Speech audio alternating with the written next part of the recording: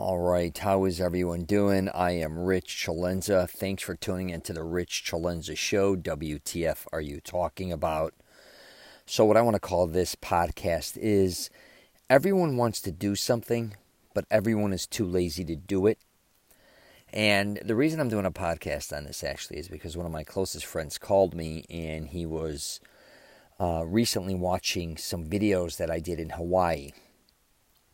And he said, I can't believe all the places you went to when you were in Hawaii.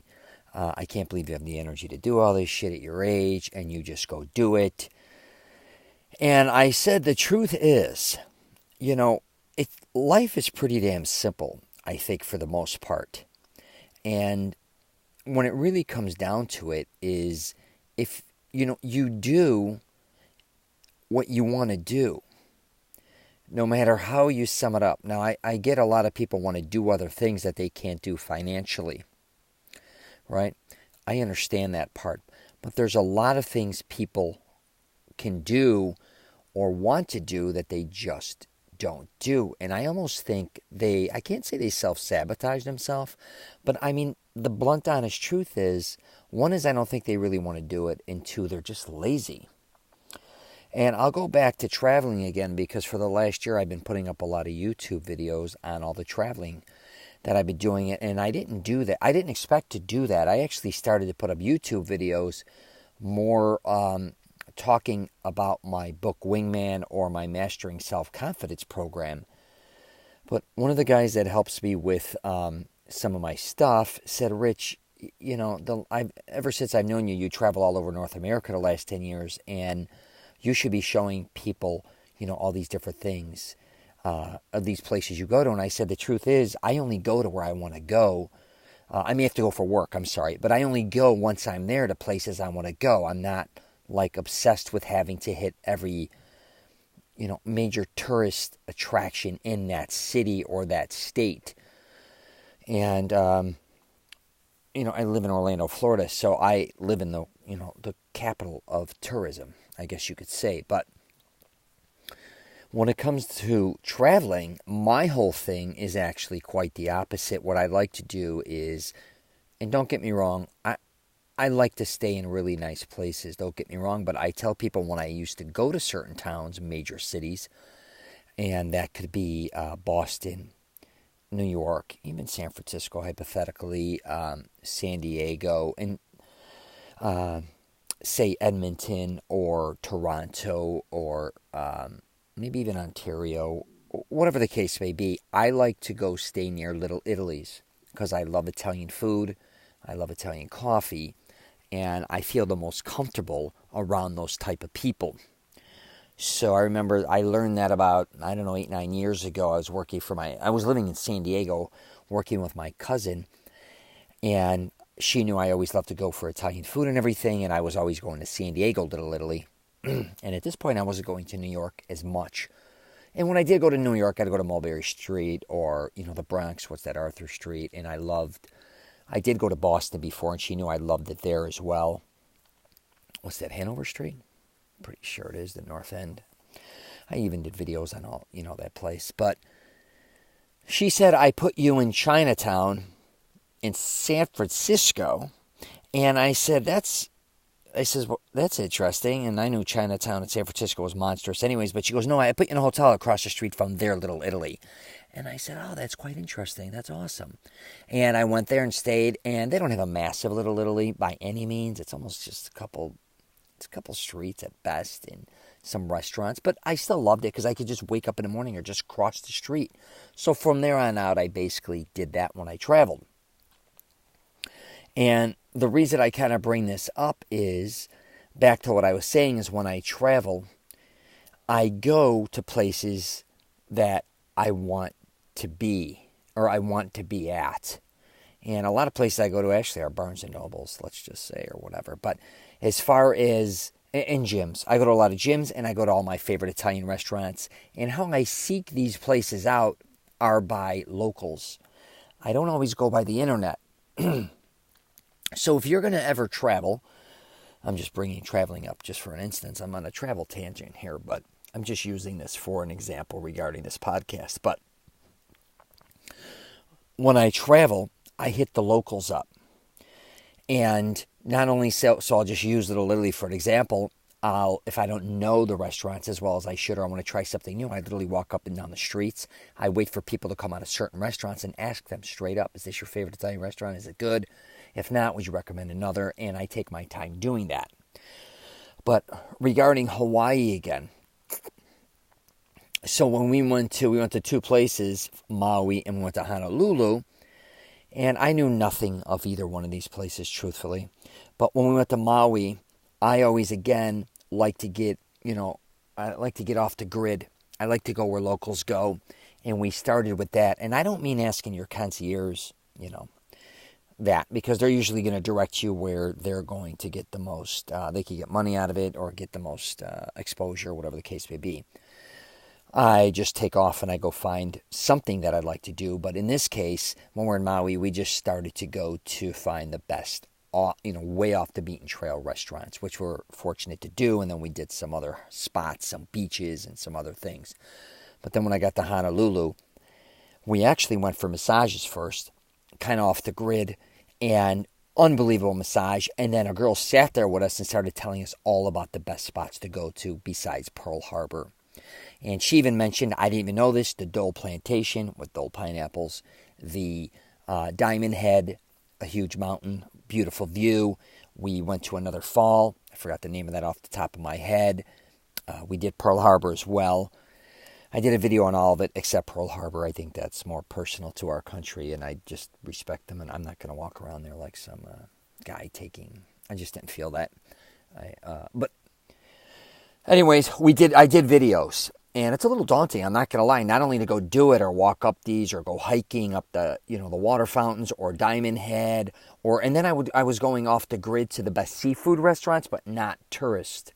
And then eventually at the end, we did go to the hottest shopping district area, high end. It was almost like a Beverly Hills, truthfully, just much bigger than Beverly Hills, actually, the street. But I wouldn't say more stores necessarily, just very big and very glamorous. It had everything. And then we came home. And I have been getting hit up a lot, and a lot of people saying, man, how do you do all these things? And the truth is, again, if you want to get something done or you want to do something, just go do it. And one is, I tell people, having a rental car when you travel is the world, because you get to go everywhere you want to go. And a lot of people are like, well, I only want to Uber, Lyft, or I don't feel like driving. I drive all the time. But if you don't have a car, you know what I mean? But let's spin this now back to life, because I didn't want to go on a tangent on traveling, but I did.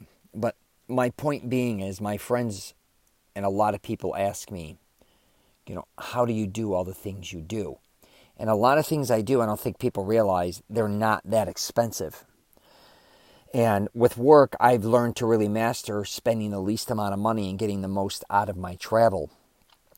And I think a lot of people don't realize when they do travel, they get kind of caught up at a tourism type thing, where they only go to a lot of hot spots for tourism, especially places like Orlando, Florida, or Vegas, or whatever. And I get that. We all do that.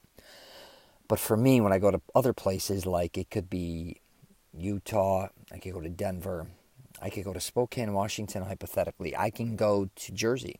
I could go to all these different places, and I just find, I'm so nutty. I'll go to like where the Mormons hang out.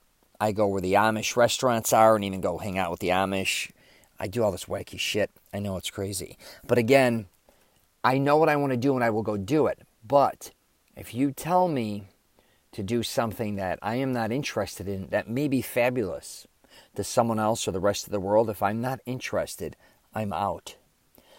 And I think that's what sometimes happens to a lot of people, and I understand that, but sometimes we do have to break out of that and experiment and try different things. But when it comes to you personally, and I'm just trying to give you some advice, and you could take it or not, regarding you kind of being in a rut and not doing things that you know you want to do.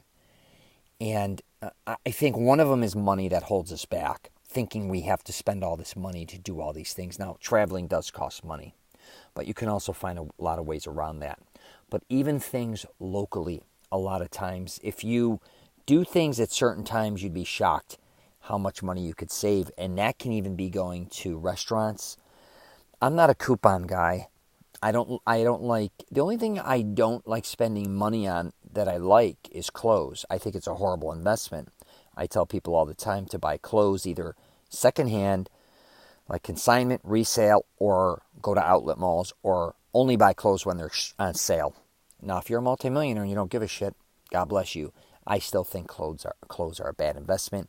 I learned at a young age as well, jewelry as well, I think is a bad investment. But doing things that you want to do. I think you just need to build a little momentum too, because I see a lot of my friends, family members, and colleagues kind of getting in a rut in their life, and they almost start living their lives through their television.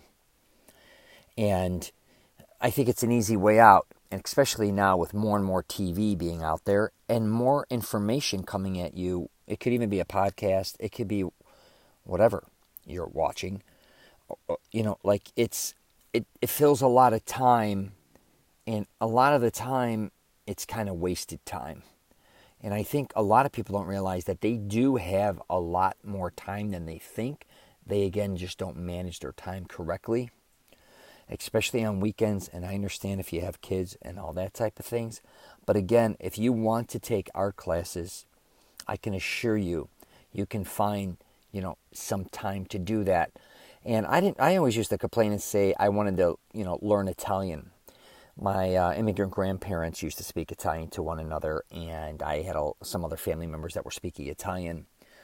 And I always wanted to learn the language because we're Italian, and I kind of felt like a phony my whole life. And I always made excuses that I don't have enough time to learn Italian, which was absolutely ridiculous because nowadays more than ever, and I've been kind of self-teaching myself a lot, reading a lot of Italian and studying a lot of Italian on YouTube. By no means can I sit here and speak it frequently. I do know thousands of words. I could probably slightly get away with it because I've already been to Italy, so I kind of can. I was okay there a little bit, but now I know I'd be fine. But my point being is it took me, I started at 40 years old, I started studying Italian, and then I quit again. And then I went to Italy, and I felt like a big jagoff, to be honest with you. And I was like, Jesus Christ, everybody's, I have an Italian last name, and I think they all thought I was Italian even by my actions and the way I dressed, because I was with other family members, and I could tell most of the Italians would come confront me in Italian, and they would confront them a lot of times in English, or, either both ways. But I can tell I had more similarities in Italy than I had anywhere else in my life. I used to say I kind of almost felt like I was born in the wrong country. But that doesn't mean that, I'm 100% American, I get that. But I sometimes think that, I don't know what it is, I was programmed that, but my grandparents and other people have said I was kind of, everything the way I think and act, and even the way I want to nap and sleep, and whatever I'm doing, eating, is very similar to how they are. More than American, I guess you could say. But I'm just saying, and then I was always using an excuse. The one thing I wanted to do in my life was learn Italian, and I just was lazy. And I always thought I wanted to learn the drums again. My father was teaching me drums, and I was taking lessons at a young age, and I could feel that I could be a drummer. And there's a history of my family members. There's a bunch of drummers and a bunch of other musicians. And then I remember going out. My friend plays in a band, and I'd go out a couple times, and I started to hear it, and I said, you know what? I hate loud music. Now, I know they have electronic drums, but I was like, you know what? This is something that I don't have an interest in whatsoever, and it was something that I always thought I'd go back to, and I craved. The one thing I've been lazy on myself is getting back into something very physical, as far as maybe doing some type of, it's not wrestling, and I don't want to do jiu-jitsu, some type of, I don't want to say even a martial arts, because I've studied some time with a martial artist. I don't want to learn all the moves, but some type of self-defense. But I haven't got off my ass to do it. Now, I have no problem going to gym 4 or 5 times a week, but I've been lazy and not signed up. And I think one of the reasons is I don't think there's something near me close enough for me to do that. But I'm also going to call myself call myself out on that and call bullshit, because I'd only have to probably go once or twice. And I think it's one of those things, and you may go through this again, and this is exactly what I'm talking about, is wanting to do something but being too lazy to actually commit or go do it. I think sometimes we just have to accept that. The reality is we don't want to do that nearly as much as we think we do. We want to almost talk about it and dream about it, not do it. I remember when I was making my first film, I went through that.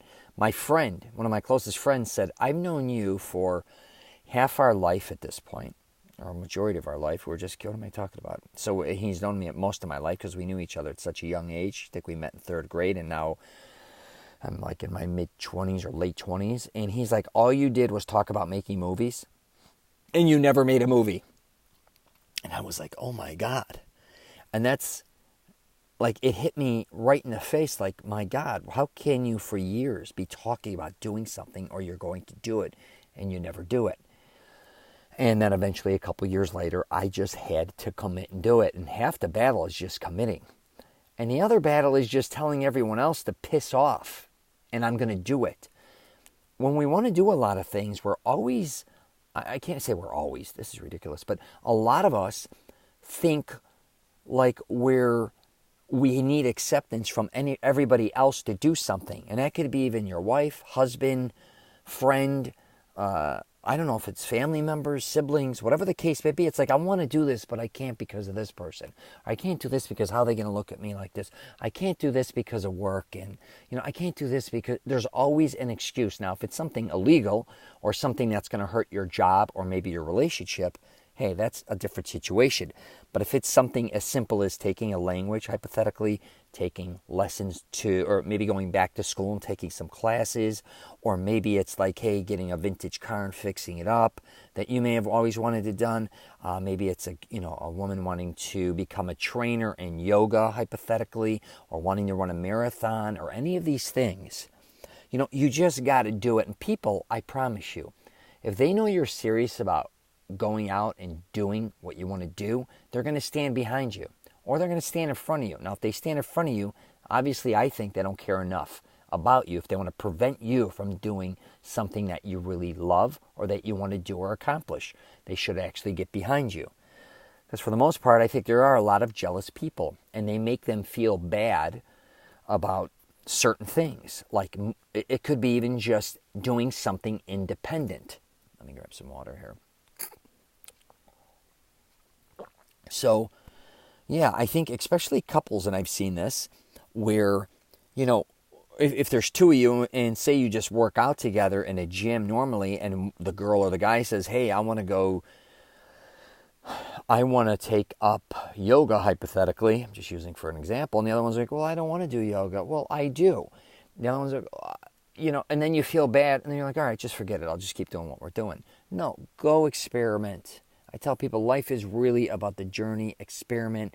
The other thing too is a lot of stuff just weighs on us that we want to do. So you think you always want to do this shit. Sometimes you just got to go do it and figure it out.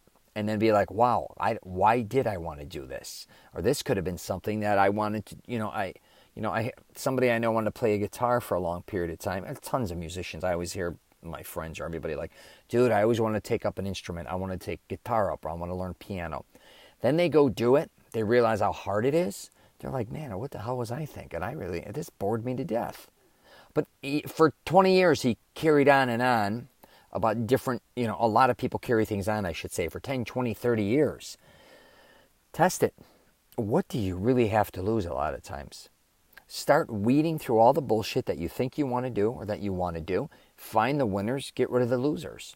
And your life will just change. And a lot of stuff that you think is going to be a lot more complicated than you think isn't that complicated. It's kind of like that goofy step, like you need to take the first step, kind of like when you're a baby. Don't worry about running. You know what I mean? Just take the first step onto where you want to go and what you want to do. And I promise you, your life is going to change. And be open-minded. And I think I see this with even religion a lot of times. Not to bring that up, but I think a lot of people may have been raised in a certain religion and then kind of get out of it, and they kind of miss God, and they want to go back. And I think they're afraid sometimes, especially if they've gotten married to somebody who may or may not be religious, or maybe a different, they may have a different religion, or they don't all of a sudden want to start coming off being like, we have to go to church, or now I'm this type of person, or I'm this religion. You know what? If that's something that's weighing on you, that's something that just, you may have to go, back into that journey. And if it's a different religion than maybe the one you were in, I tell people too, maybe a lot of people have, and I think I fall in this category a little bit, they resented, mine was over-religious, it just was a little daunting, and then you start to resent religion instead of actually enjoying it, I guess you could say. I'm not changing religions, but I think sometimes a lot of people, if you didn't like Christianity, or you didn't like being Catholic, maybe Lutherans for you. If not that, maybe just being a Christian, going to Bible studies, or maybe, I don't know what it is. It could be whatever you seek. But it's something worth looking into. Again, it's just things I'm telling you. If you're interested in things, don't let it set you back either. Don't let those things be daunting. Because life is too short, man. Like, when they throw the dirt on you, or when they light the match and it's over, or you may even be coming to an end, like later in your life, you're like, man, why didn't I try that? I always wanted to go hiking, or I really wanted to try surfing. Why didn't I do it? Like, and especially, and I talk about this with people who live all over the country that I know, a lot of people that live in cold weather areas, and they're always like, Rich, how'd you go to, you live in Florida, that's amazing. I'm going to wait until this point, or this point, and this point. And before you know it, they move there at 70, 75 years old, and they're like, what the hell was I thinking? I could have maybe came here when I was 50, or 40, or whatever the case may be. Now they're too old to enjoy a lot of things that they could have enjoyed. And they start to just feel so much better. And that goes for Arizona and California as well, or just warm weather states. It could be Vegas. And if you are, and I did a podcast on this, I've done other videos, if something's weighing you down as far as where you live, and you just need to, sometimes you need to change, don't think sometimes, I know it's hard to move to another state, especially if you got to get another job or another city. It's a big transition. But if it's something that you feel in your heart that you want to do and you need to do, I wouldn't always wait too many years, because years turn into decades, and before you know it, you're 30 and then you're 60. I mean, it's no joke. It just happens very quickly. So anyways, I'm going to leave it at that. Hopefully you got something out of this podcast. But yeah, don't be lazy. Go after what you want to go after. I don't care what age it is. I see people in the gym that are 60, 70, 80 years old. I look up to them people. I have so much respect for anybody that still has the oomph to go take care of their body and their mind. It's just amazing, I think, that they still do that, because sometimes I even feel like I'm exhausted from the gym.